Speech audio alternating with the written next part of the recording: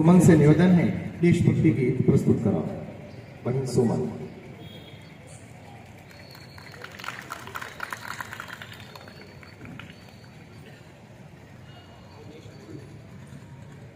माँ शारदा के चरणों में मेरा कोटि कोटि वंदन और आए हुए सभी के चरणों में मेरा कोटि कोटि वंदन।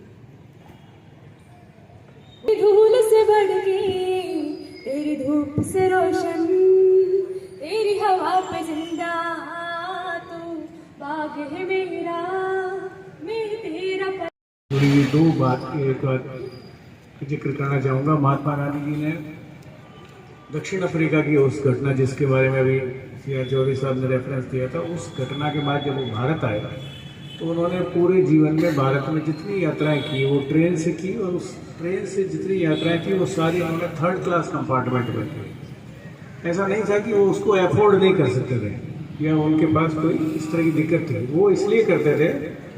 उनका एक कहना था कि जो थर्ड क्लास में जो व्यक्ति यात्रा करता है वो आर्थिक रूप से सबसे कमजोर वर्ग का व्यक्ति है, और उसको उसमें क्या दिक्कत होती है, वहाँ की जो सैनिटरी कंडीशन है, वहाँ के टॉयलेट्स किस तरह के होते हैं, वहाँ पे किस तरह की मसल पावर यूज़ करते हैं सीट को ऑक्यूपाई करने के लिए। रिजर्वेशन और ये सिस्टम तो उस जमाने में नहीं था। उसको फेस करने के लिए, उसको देखने के लिए वो उसमें रहते थे, और फिर उसके सुधार के लिए वो पिटिशंस देते थे, एप्लीकेशंस देते थे। कांग्रेस में उस तरह के जो रिजोल्यूशंस होते थे वो वहाँ वो प्रस्तुत करते थे, और जो अधिकारी होते थे उनसे वो मिलते थे, उनसे बात करते थे। ये उनका तरीका था, जो शायद अब जो जनरेशन है या जो हम लोग हैं, हम सब उस चीज़ को शायद भूल चुके हैं। सब कंफर्ट जोन में रहते हैं, कोई इस तरह की चीज़ को कोशिश भी नहीं करता कि इस तरह से भी कोई प्राइवेट बस में यात्रा करके भी सोचे कि प्राइवेट बस में क्या होता है।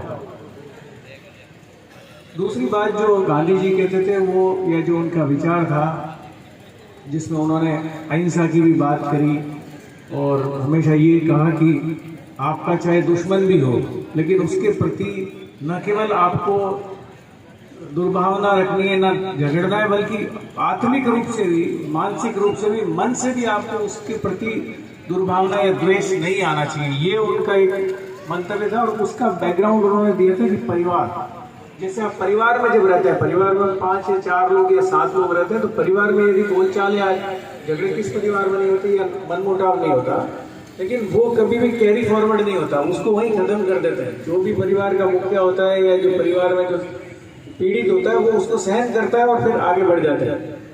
वो ये कहना चाहते थे कि आप यही भावना पूरे देश में ले आए तो ये सब चीजें ही खत्म हो जाएगी, सारी समस्याओं का समाधान यही हो जाएगा। कि जब आपके मन में, किसी के मन में इस तरह की कोई चीज रहेगी नहीं, तो उससे बेहतर अहिंसा कोई हो ही नहीं सकती। फिर हिंसा की कोई जगह ही नहीं है।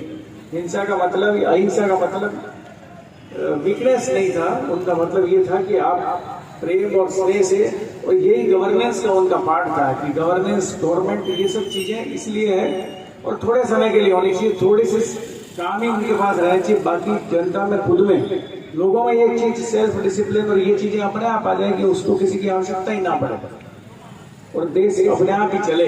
और यही शायद उनके राम राज्य की कल्पना थी। और बहुत सारी बातें हैं जो गांधी जी के बारे में की जा सकती है।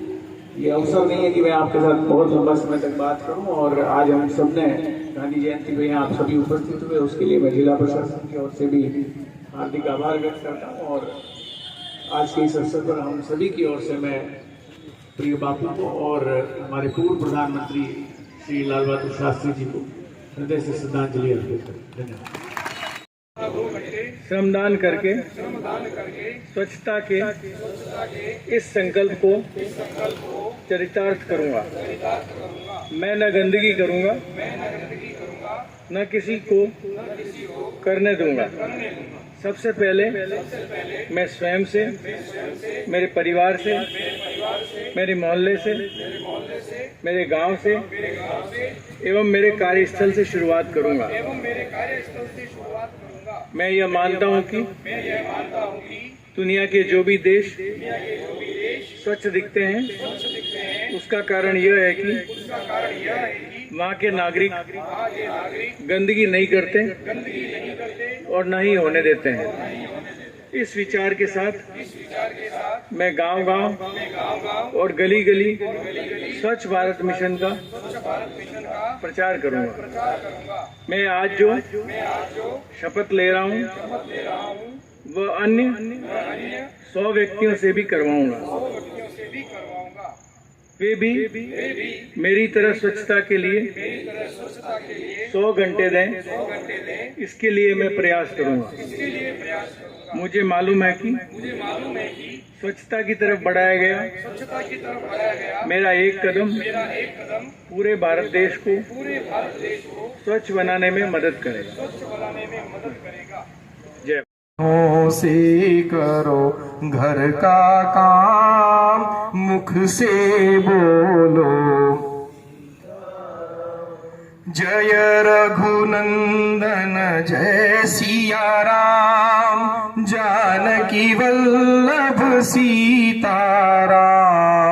जय रघुनंदन जय सिया राम, जानकी वल्लभ सीताराम।